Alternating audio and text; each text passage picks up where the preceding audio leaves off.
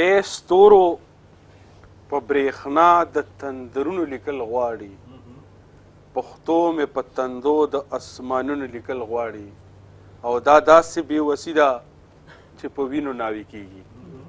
زما د ژوند کیسه یې په دیوالونو لیکل غواړي. ښاغلي عمر فیاض عمر صاحب خوندور کلام تاسو اورېدو، ستا یو نړۍ مننه کول موده چې د رباب ټنګ خو دې ګوره هندوستانه پورې لاړو، د رباب ټنګ خو دې ګوره هندوستانه پورې لاړو. ای پښتون ادم خانه د نغمو نه دې لوګی شم، او د دوبۍ رنګین ماښام کې مې په زړه شوې، ما نه پاتې پېښوره د لوګو نه دې لوګی شم. په دې شعرونو باندې یا د یو خوندورې نغمې لپاره دې ملګرو ته خواست کوو چې یو خوندوره نغمه دې واورو. ملګرو نه دې شي نازل په چا عذاب د مینې،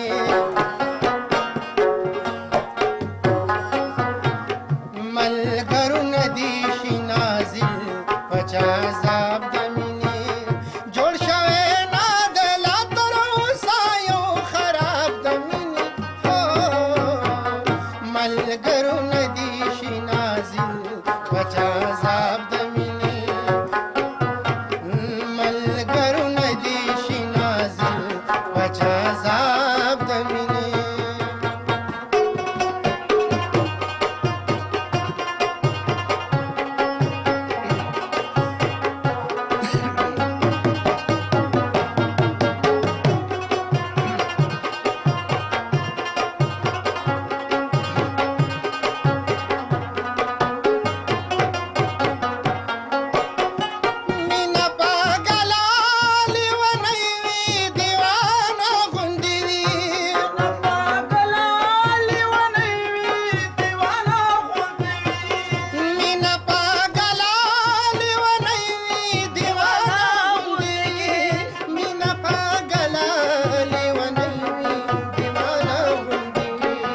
چرته کې یو خوراته وه خیر نواب د مینې، چرته کې یو خوراته وه خیر نواب د مینې، جوړ شوی نه د لا تر اوسه یو خراب د مینې.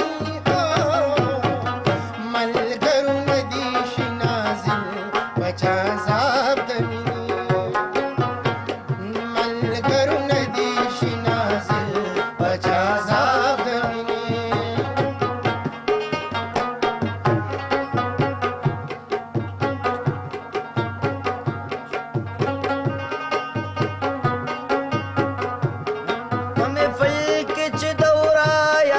سلام شو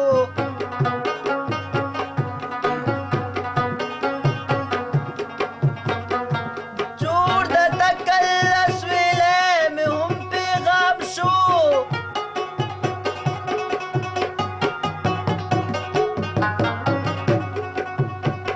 نو اسویلو مې غزونو ته ځان جوړ کو،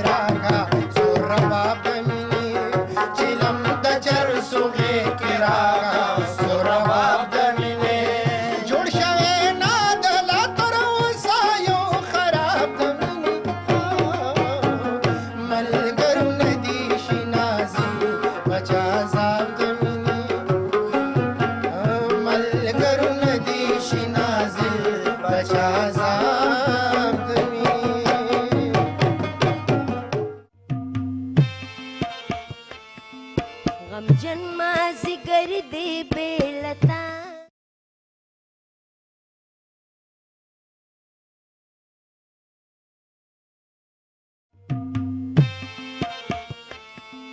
غمجن مازیګر دی بېلتا په ما د سپین لاسونه سره کړل په ما د سپین لاسونه سره کړل د انغري ریبه